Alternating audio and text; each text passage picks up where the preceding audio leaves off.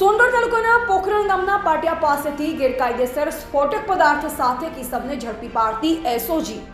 શ્રી પ્રેમવીરસિંહ સાહેબ પોલીસ મહાનિરીક્ષક સુરત વિભાગ સુરત તથા શ્રી જે.એન. દેસાઈ સાહેબ પોલીસ અધિક્ષક તાપી વ્યારાનાઓએ એસઓજી ચાર્ટરને લગતી કામગીરી કરવા તથા નાસ્તા ફરતા આરોપીઓને શરીર મિલકત સંબંધિત ગુનાઓ ડિટેક્ટ કરી કડક કાર્યવાહી કરવા સૂચના આપેલ હોય જે અનુસંધાને એસઓજી ટીમના માણસો સોનગઢ પોલીસ સ્ટેશન વિસ્તારમાં ખાનગી વાહનમાં બેસી પેટ્રોલિંગમાં હતા, જે દરમિયાન એસઆઈ દાઉદભાઈ ઠાકોરભાઈ તથા વિપુલભાઈ રમણભાઈ નાઓને સંયુક્ત રીતે ખાનગી રાહે બાતમી હકીકત મળેલ કે સોનગઢ તરફથી કિસમ એક બ્લુ કલરની મોપેડની ડિક્કીમાં લાયસન્સ વગર ગેરકાયદેસર રીતે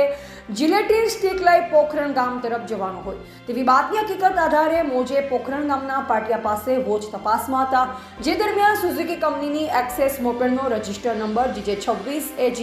1633 લઈ દીપકભાઈ સાગભાઈ ગામિત ઉંમર વર્ષ 27 રહે પોખરણ ગામ નિસાળ ફળિયા તાલુકા સોનગઢ જિલ્લા તાપીનાઓ આવેલ, જેના કબજાની એક્સેસ મોપેડની ડિક્કીમાં ગેરકાયદેસર જિલેટીન સ્ટીક નંગ 13ની કિંમત ₹2600 તથા 3 મોબાઈલ ફોન કિંમત ₹10,500 તથા સુઝુકી કંપનીની access moped register number GJ26AG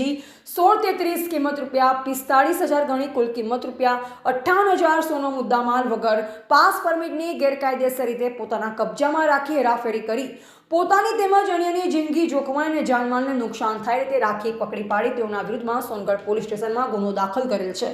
આ કામગીરી કરનાર પોલીસ કર્મચારી પૈકી કેજી લીંબાચા પોલીસ ઇન્સ્પેક્ટર એસઓજી શાખા તાપી, એનપી ગરાસિયા પોલીસ સબ ઇન્સ્પેક્ટર એસઓજી શાખા તાપી, એસઆઈ દાઉદભાઈ ઠાકોરભાઈ, એસઆઈ રાજેન્દ્ર યાદવરાવ, શરદભાઈ સુરજીભાઈ, હિરેનભાઈ, ચીમનભાઈ, વિપુલભાઈ રમણભાઈ, જયેશભાઈ, બલિરામભાઈ, અક્ષયકુમાર, કાંતિલાલભાઈનો સમાવેશ થાય છે। રિપોર્ટર કાર્તિક ઓડવી, તાપી।